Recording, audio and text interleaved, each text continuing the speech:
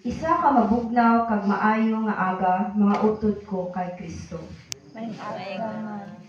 Kahapon nabatian naton kag ginpadaluman sang aton sharer ang kabug-osan nga tema nga amo. Ang sinodal nga simbahan amo ang simbahan nga nagapakigsugilon sa espiritu. Subong nga aga aton pamalandungan ang topiko. Ang sinodal nga simbahan ginapasulabi ang mga kabatanunan kag pamilya. Kumusta naayhan ang relasyon sang kabatanunan sa simbahan? Relasyon sang kabatanunan batok sa ila pamilya, sa ila ginikanan, kag relasyon sang pamilya dira sa simbahan.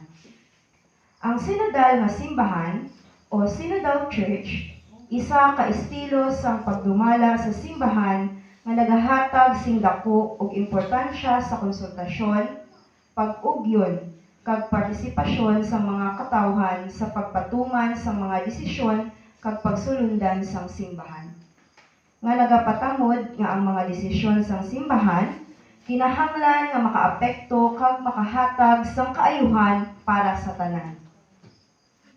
Ano ayhan ka-importante ang pagtan-aw kag pagbulig sang simbahan dira sa mga pamilya kag kabatanunan?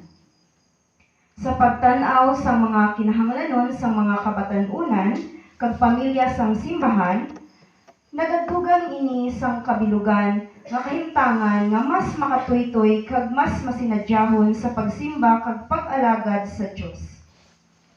Ang pagpamati kag pagrespeto sa ila mga kinahanglanon nagapadako sang konsepto sang pasulabi nga opinyon. Option o kung preferential option nga nagakahulugan nga ang mga kabatanunan kag mga pamilya nga ginauna o kung ginapasalabi sang simbahan sa pag-atipan kag pagsuporta. Ang simbahan ang isa sa may pinakadako nga responsibilidad para sa panginahanglanon kag kaayuhan sang katawhan. Paagi sa pagtukod sang youth ministry sa simbahan, pareho sang youth ministry pareho sang Catholic Youth Ministry, mahatagan sang suporta kag tsansa ang kabatanunan para mas mapalambo pagid kag mahugpong ang ila hugot nga pagtuo. Ang simbahan dapat man magtukod sang programa nga pangpamilya para mas mabuligan ang mga ginikanan sa pagpapag-on sang ila pamilya kag atubangon ang mga mabug-at nga bagay nga nagaabot sa ila. Kag papag-unon ang pagtuo kaupod ang pamilya. Applying the preferential option to young people and families, nagakahulugan nga ang simbahan amo dapat ang una nga magtan-aw kag magbulig sa mga panginahanglanon sang kabatanunan kag pamilya. Base sa aton obserbasyon sa mga kabatanunan subong, layo-layo na gid o kun lain na gid ang pamatasan nila kumpara sa mga nagdigad. Sa karon nga panahon, madamo sa mga problema nga ginaatubang ang mga kabatanunan. Isa na dira ang ila problema dira sa sulod sang ila pamilya. Makita naton nga madamo ang produkto sang broken family. Tungod sa pagpangabit, kwarta, kag iban pa. Sa sini nga sitwasyon, ang kabataan amo ang kaluluoy. Kay tungod, sila amo ang una nga maapektuhan. Mental health issue. Ini isa sa rason nga nagatulod sa madamong kabatanunan sa pag-utod sang ila kabuhi. Madamo na sa mga balita nahatungod sini, pero wala lang gihapon kita nagahulag para matapnas ini. Sa mga ginikanan nga yari diri subong, hindi kuntani naton pagbaliwalaon kung nagasugid ang aton mga kabataan sang ila mga problema. Aton sila pirmi pamangkuton kung okay na lang ba sila, kung nabudlayan na sila, o kung kumusta na ayhan sila. Kisa, wala na kita oras para i-check man lang ang aton mga kabataan. Kay tungod, busy na kita sa aton mga obra. Nalipatan na naton ang aton dako nga responsibilidad para sa ila. Yara man ang mga issue regarding sa gender preference. Tungod sini, maka-eksperyensya sang diskriminasyon kag pagkadula sang self-confidence ang kabatanunan. Yara man ang pagkadula sang gana sang kabatanunan sa pagpartisipar sa mga aktibidad sa sulod sang simbahan. Ini tungod sa mga lideres nga wala nagasuporta kag wala makakita sang dako nga importansya kag bulig sang kabatanunan sa simbahan. Kag ginatan-aw bilang mga sulugoon lamang. Sining pagani sang aton Santo Papa Francisco, ang kabatanunan hindi lamang amo ang basdamlag sang kalibutan. Sila man ang kabuhi sini. Kisa ang mga ginikanan pa mismo ang wala nagasuporta sa pagpadala sang ila kabataan sa simbahan. Tungod sa mga isyu nga ila nabatian. Sa subong nga henerasyon, teknolohiya kag social media ang isa sa rason nga nagakaubusan sang oras ang kabatanunan kag ginikanan para sa pagpakig-istorya. Kisa, wala na nagabugnuhanay tungod busy sa online games, social media, pareho sang TikTok, Facebook, kag madamo sang iban pa. Tungod sini nagakaguba ang relasyon sa tunga sang pamilya kag kabatanunan. Ang pamilya amo ang pinakagamay nga bahin sang sosyedad. Amo ini ang ginahulunan sang gugma kag duyan sang pagtuo sang komunidad. Ang una nga eskwelahan sang gugma, pag-amuma kag pag-inupdanay sa diin ang aton mga ginikanan ang aton una nga mga manunudlo. Ginaporma kita sang pamilya para sa mas malapad nga palibot. Madamo nga mga pamilya ang wala nagaupdanay tungod kulang ang panahon nga gikinahanglan sa pagpapag-on sang relasyon. Paghatag sang balor kag pagtuo, kag pagbulig sa ikaayo sang komunidad. Dapat handa ang mga ginikanan sa pagporma sang ilang kabataan para sa simbahan. Paagi sa paghatag sang oportunidad nga makapapag-on sa pundasyon sang espiritual. Ang pag-updanay sang pamilya sa pagpangamuyo kag pagsimba kada Domingo nagapatubo sang malino nga kultura kag pagpangamuyo nga mahigugmaon.